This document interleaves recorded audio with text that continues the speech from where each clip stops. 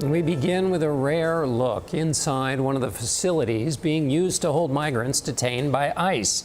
New video appears to show the conditions on the 10th floor of a federal immigration court in New York City, through which hundreds of migrants have passed, some being held for days on end, allegedly without beds, showers, and only one meal a day. Our Camilo Montoya-Galvez joins me now. Camilo, what else do we know about this facility? Well, John, the Department of Homeland Security says that this is only a temporary holding center to process people briefly who are awaiting deportation, not a long-term detention center. But we have reviewed government data that indicates that some detainees have spent as many as 8 days in that detention center. As many as 200 people were held there at any given moment in June. And so this is becoming a long-term detention center. However, the administration is not allowing lawmakers to inspect the facility, arguing that it is not a detention center. By law, they have access to ICE detention centers.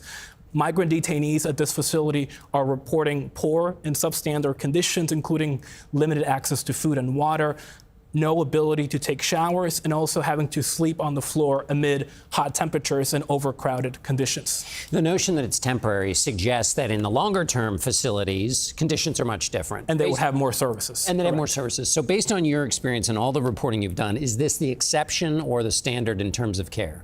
We are seeing reports of substandard conditions across the country. Right now, ICE is holding 57 people in detention centers across the country. That is a near record high as the administration aggressively expands 57,000. 57,000, yes, sorry, John, people in detention centers across the country. That is a near record, and it is part of that broader mass deportation campaign. I should underscore that the Department of Homeland Security has strongly disputed any claims of poor conditions, saying in part, any claim that there is overcrowding or subprime conditions at ICE detention facilities are categorically false.